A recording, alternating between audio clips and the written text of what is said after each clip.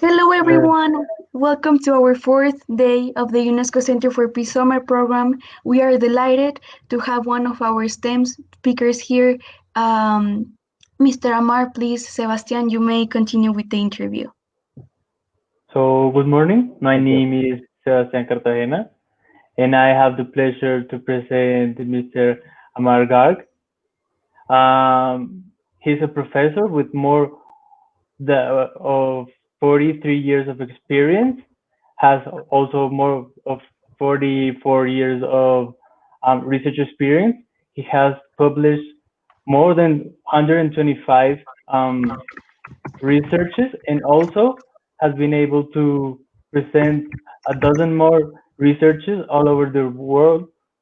And I'm pretty happy to be here talking to you. We're just had a conference about um, green energy, and I am very pleased to um, hear you with all your knowledge and your experience talk about this very important topic. So please, um, I would like to start our interview.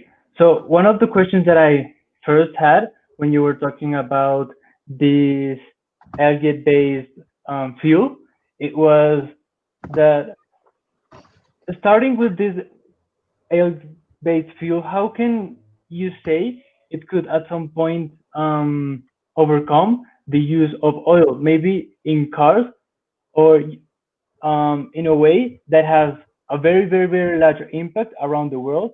What do you think would be the the requirements for this to happen? Yes, green energy or the production of this biofuel, the algae is the most suitable alternate because they have a large amount of the oils and lipids as reserve. When the photosynthesis takes place, after the photosynthesis, a large amount of the oils and lipids as reserve food material is synthesized in these algal cells. And when they do photosynthesis, then they release the oxygen and they consume the carbon dioxide. So they will purify the environment also, and they will produce the oil and fats also. These can be extracted and these can be used. And the protein part which is left, it can also be used for the animal proteins, for fish proteins, for human proteins, and even then whatever is left, it can be used as a biofertilizer. So this the entire biomass. When we are producing with the algae, then this entire biomass can be used in one or the other way. And the most important thing is this, that this algae can be produced, can be cultivated, can be commercialized even in polluted water. So when we culture them in polluted water, then the pollution levels will also be reduced. And they are easy to be cultured, they are easy to be managed, they are fast multiplying, they can be commercially exploited. And some of the countries and they are also using it. The unfortunate part is that many of the developing countries, they are not yet focusing on it, and they are just concentrating on the fossil fuel and other fuels. And if they concentrate on this, then it can be a very good source of the green energy and for the sustainable environment. Thank you, Mr. Mark. So Thank you. And we have a very special guest to this interview. We have Mr. Gidi Joken as part of this interview. So for Sebastian and Guy um, to do some questions each. And welcome, Mr. Gidi Joken, the Executive Hello. Director of UNESCO Center for Peace. Hello.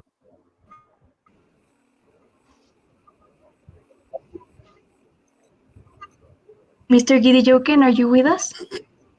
Yeah.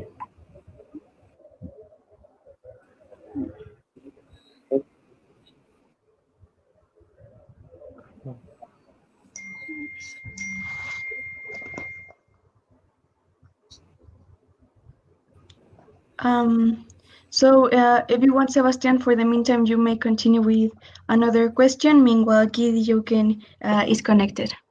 Yeah, okay. Yes. So I was thinking about um, what would you think that the developing countries would need, or what would be their motivation to be more focused on these engaged fuel Okay, and these thank you so green much. fuel? Namaste. Namaste, namaste. Now Okay, this is the most I would like, first of all, yes, yes, I'm here. yes, yes, I yes. can hear you. Can you hear me? Yes, Yes, we yes. can I'm hear hearing you. you. Yes. Yeah. So I say namaste. Okay, Namaste. thank you. I would like, first of all,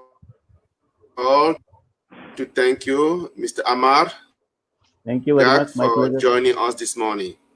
Yes, very good. It's been a pleasure for us this year to know that when we were informed that you were going to join us. Thank you. Yes.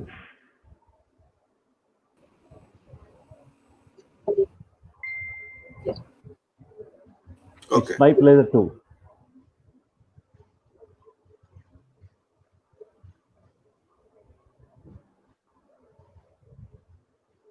Yes. So should I answer your question of the Katajana? Should I answer your question about the developing countries? Yeah. Yes. Yes. Actually, what is the problem with the developing countries that we are just copying the Western technology. We are Okay. not focusing on our own problems. We are not focusing on our own system. We are not trying to develop the new technologies which are the requirements or which are the local requirements or solutions of our local problems. Western countries, they are now diverting from fossil fuel to the electrical energy. Most of the transport system during the next 10 years, it will be on the electrical energy. And they are just whatever the fossil fuel they are having, they are just putting it out. So we are also following them. But no, we should now concentrate, or we should have already started concentrating and focusing on the alternate sources of the energy since last 20 years. And we should have focused. For example, if I take the example of India, we are spending 60% of our import on oil alone, more than 60%. So if the oil import is zero or it is reduced, then we can focus on the other developmental activities. We should have focused on the bioethanol production. We should have focused on the biodiesel production. Maybe they might have been slightly more price, but the money should have remained here in the country itself. It should not have gone out, and it should have circulated in the within the country, and it would have generated the income.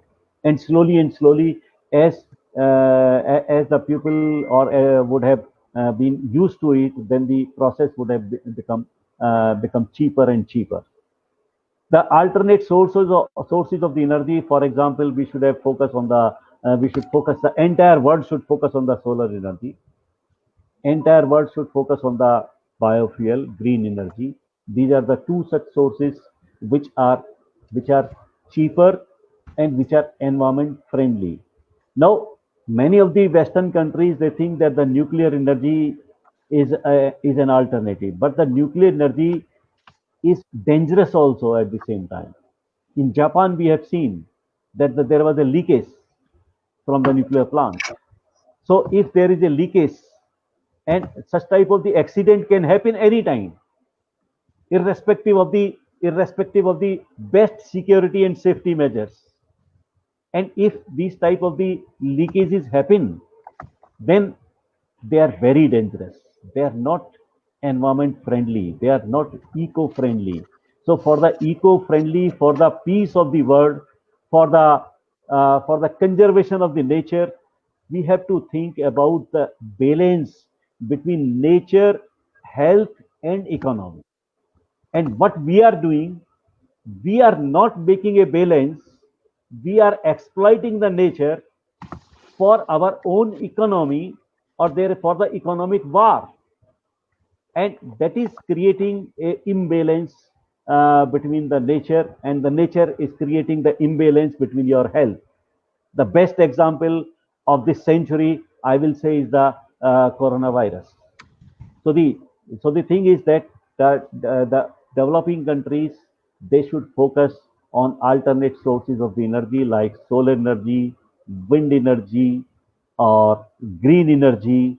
Green energy by the degradation of the cellulosic waste for the production of the glucose, and then glucose can be converted easily to the bioethanol. The bioethanol, biodiesel, biofuel, bioenergy, we should concentrate on that, and we should develop the technology for that. The scientific principles are well known. Only the commercialization is required, and for that commercialization, the government should support, should encourage, should put, because there is lot of taxation on the energy. So this taxation on the clean energy, on the biofuel, it should be abolished so that it can compete with the other energy, and then slowly and slowly it will replace.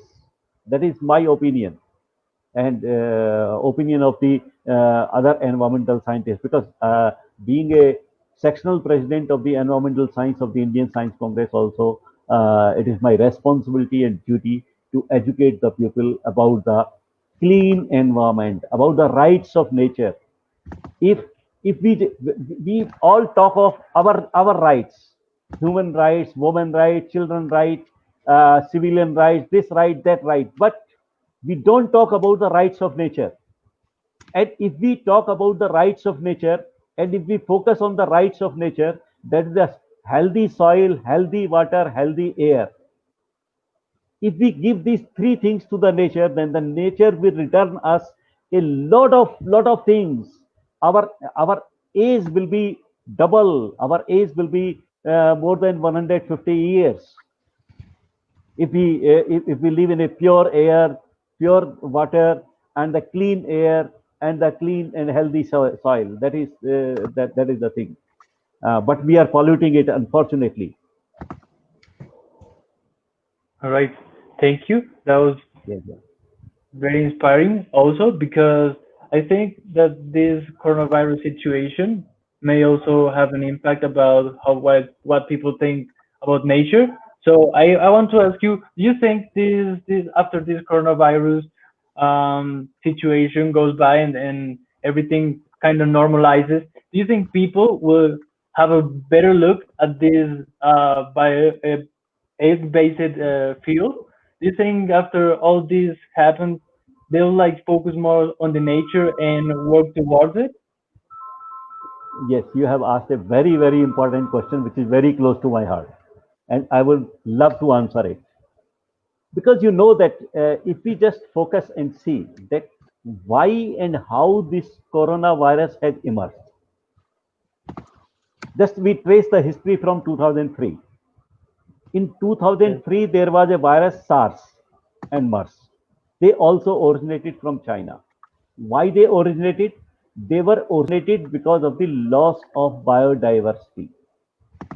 When we are destroying the animals, when we are killing the animals, and these viruses, they were living in these animals, where they will go? They jumped from animals to human.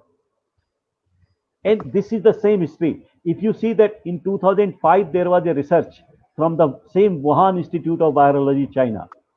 And there was a research paper, and they said that in bats, this coronavirus is mutating. And any time this may jump from bats to the other animals, to the other mammals, and even to the human. In 2015, there was another research paper, and this is well documented scientific research. they also predicted that it is happening. So what the Chinese government or the Chinese scientific system was doing it in September 2019 itself, it was very clear to the Chinese government that this virus has come. This is infectious, and it is it is very dangerous.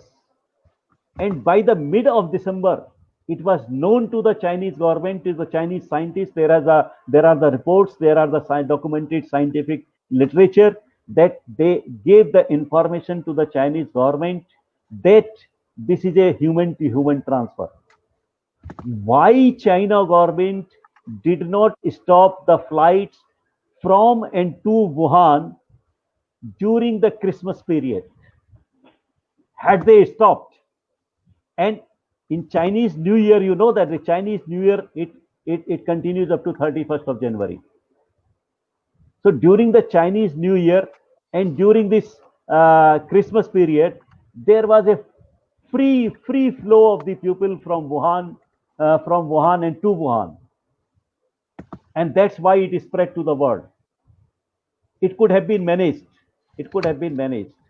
And now, why it is happening? It is only because of the biodiversity loss. I have prepared a beautiful lecture, and I have also done some research on microbial systems because I am a microbiologist by profession since last 45 years, and we have seen that when the biodiversity loss, then it causes the more infectious disease. That is why, through your platform, I would like to give a message to the world that we should develop a small jungles. We are destroying the forest, so we should develop a small jungles in our residence, in our factories, in our areas, and these small jungles may be 10 to 25% of the total area of the residence, and this is in this small jungle that is forest, small forest, and this small forest should be protected, and they should have a large number of the variety of the plants. We are more focusing on the grassland, beautiful plants. I'm not against it, but if we are having a biodiversity, a large number of the plants, a variety of plants, a variety of animals, a variety of the fauna, variety of flora, then the biodiversity will be conserved, and then the diseases will be reduced. Because there is a system that the biodiversity dilution effect, scientific community, they have found it. This is a paper published in December 2019 in Nature, and they have said that the healthy biodiversity means healthy human system. So the healthy biodiversity is the need of the time, and that's why we should develop the small jungles and small forests everywhere, in every office, in every industry, in every residential area. Some sort of, because the forest we are destroying, natural forest we are destroying. So if we continue to destroy the natural forest, from where the fresh air will come, from where the oxygen will come, from where these all the microbes, all the flora and fauna, they will survive, where they will survive. So the conservation of the biodiversity is one of the most important thing, and I have been told by many of my Chinese friends that it is the high time when the UNO or the UN should make a law that the eating of the wild animals must be prohibited. Because eating of the wild animals in China, particularly in the rural areas, it is creating a problem. Why we do not think that why all these viral diseases, they are emerging and originating only from China? Why? What is the real cause? Because there is a biodiversity loss. There is a danger of the biodiversity. There is a danger of the certain type of the wild animals, and that is why the microbes who are living in these wild animals, they are jumping from wild animals to the humans. So this is the high time, this is the right time, I will say, through your platform, that we should focus and we should emphasize to the UN that there should be a law for the biodiversity conservation, for the nature conservation, for the wildlife conservation, and prohibition on the eating of the wildlife. Thank you very much for asking me this very touchy question, which is very close to my heart. Yes, thank you for your answer. It really gets to the point that we should um, be more have more respect for the nature, Yes, have yes, more respected the nature. consciousness about what surrounds us, and instead of being destroying it and being like walking over it, just respect it and live with it. So I think Yes. it's a great message, and I thank you also for your answer. Thank you very much. So um, I had a question that was a little bit off the bio the egg-based biofuel, and it was about this nuclear energy. Do you think it Yes. is possible that at some point this nuclear energy will cover up a huge amount of energy, like some kind of I read an article about how the fusion could someday even um, um, like give the same energy as the sun or near it. So do you think that is something that No, could be possible in the future? in future, the nuclear energy, it no doubt that it produces a high amount of energy, very Yes. high amount. But comparable to the sun, I don't think. The solar energy is one of the best natural resource from where, if you just see that the only 1% of the solar energy it comes on the earth, and out of this 1%, only 1% is fallen down on the plants, and out of that, only a very fraction of the energy it is conserved. It is converted from solar energy to the chemical energy and the photosynthesis, and the entire world and the entire all the processes of the world, they are dependent on the photosynthesis. The Yes. photosynthesis, it produce the compound, and from this, the all other compound, everything is produced from that. But in the nuclear energy, what is my concern, I'm not against it. It is environment friendly, eco friendly, and it is a very high source of energy. But the only thing is that if sometimes the accident happens, safety, in spite of the best safety measures, then what will happen? For example, in Japan, you have seen, in spite of the best safety measures, there was a leakage and several people died. And you know that they managed it very scientifically. Then only it could be saved. But if it would have been a country like India, or it would have been a country like other developing countries, then it would have been difficult. And another very important thing is that this nuclear waste, when you are using this nuclear energy, then there is a lot of nuclear waste is produced. Where you will dump it? If you are dumping it in the sea at present, now you will find that the sea is also being polluted. Oceans are polluting, and that is the major thing. We are not thinking about the pollution of the oceans. We are thinking about the pollution of the air, pollution of the land water, pollution of the groundwater, but we are not thinking about the ocean, which are becoming a source of the dumping of the waste materials, even the nuclear waste, even the plastic waste, even all these waste. And this is a very serious concern. In the coming 30 to 40 years, you will find that the oceans are completely poisoned. And if the oceans are poisoned, then what will happen? So the question is that we have to make a balance, and this balance between the nature, health, and economy is very necessary. And that is why, for sustainability, we should focus and develop, and we should concentrate on the green energy. If we are concentrated, the green energy has no side effect. It is not going to pollute the earth. It is not going to pollute the biosphere. Rather, it will reduce the pollution. Rather, it will reduce the greenhouse gas effect. It will give you the cooling effect. If you see on my house, I have developed a small forest type system on the outside of my house. My house during the summer, it remains 2 degree Celsius less temperature than the other areas.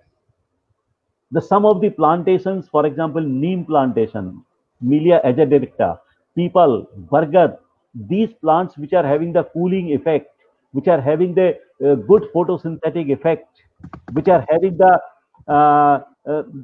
purification of the air pollution, these should be planted. So there should be some sort of system. We are advising the people here now on this Van Mahotsav on 5th of July in our Shobit University campus. We have planted the neem plant. We are having the Rudraksh plant, Rudraksh, which is the one of the very important plant of the aesthetic plant and the holy plant. This we are having in our campus. So the green campus, and these should be propagated and these should be developed. And the green energy, we should focus on the natural resources and the protection of the nature also, not the exploitation of the nature.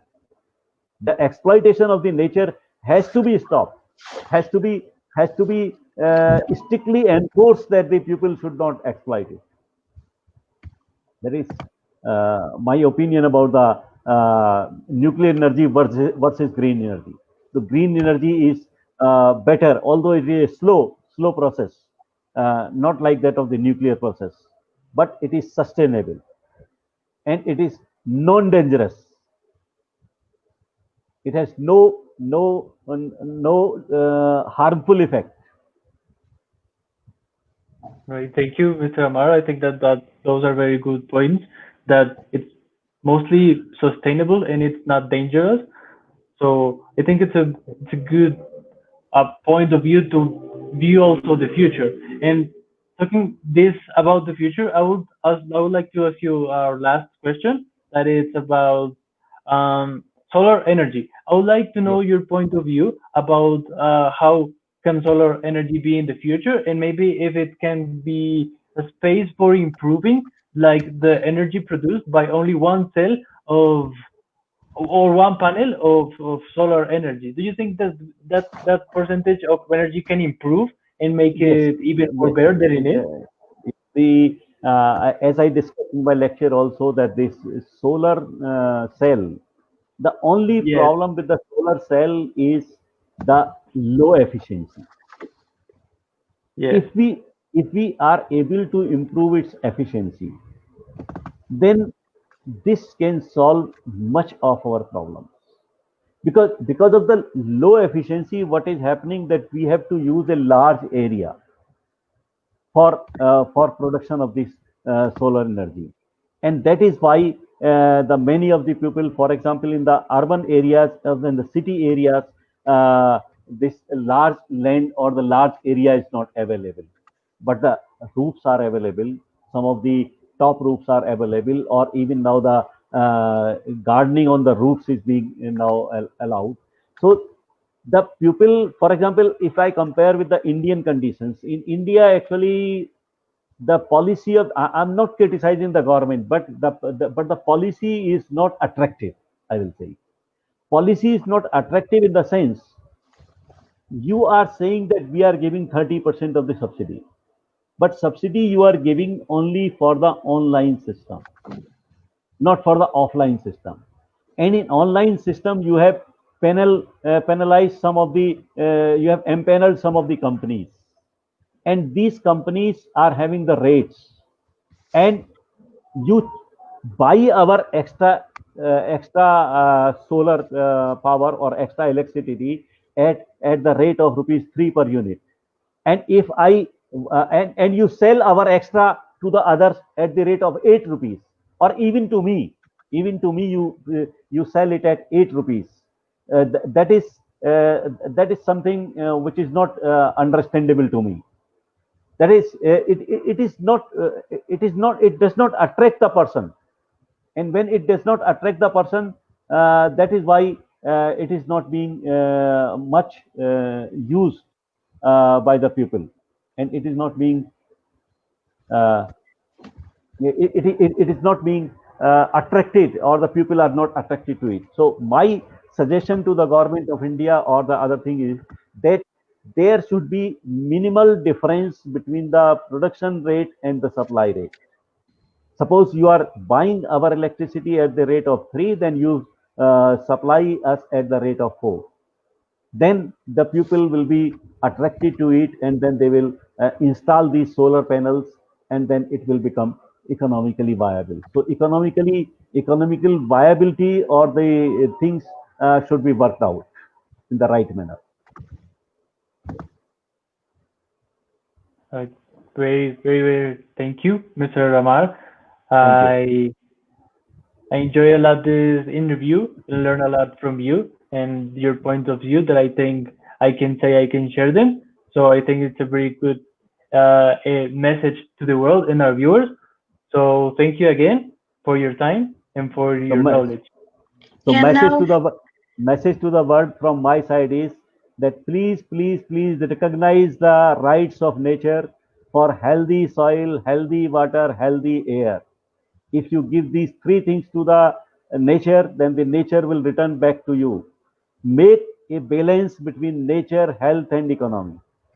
Thank you very much. Thanks to the organizers. Thanks to UNESCO for this nice platform, for giving me an opportunity to interact with the beautiful world, to express my views, and it will be my pleasure to interact in future also on such type of the questions for the world peace, for the nature peace, natural peace. Thank you very much. Mr. Amar, it was an honor having you here. Mr. Gidi Joken is going to hop in for the closure of the interview and to give you thanks for your amazing interview and your extraordinary perspective. Thank you. Okay, Mr. thank Gidi you so Joken. much, Mr. Dr. Amar. I think your message, your conclusion was the best ever, because in modern nature is what we have. We don't have another planet we can move to. Okay, so this is very, very hopeful, and I'm very thankful for your time. And I look forward. The one thing I'd like to tell you is that once you attend any of our program, you become part of the family. So we'll be reaching out to you from time to time when we need expertise and knowledge relevant to what you were talking about today. I'm originally from Cameroon in Africa, so I'm really connected to Africa. An American citizen, but the people, those delegates who tell you I'm a global citizen. I belong to Mexico, I belong to China. Everywhere I go, I feel at home. And India, I'm a fervent disciple of Mahatma Gandhi that I studied the teaching very, very closely. Okay, so thank you very much. I'll be reaching out to you very soon. Okay, thank you. Thank you very much. Thank you. Thank you. Namaste. Thank you.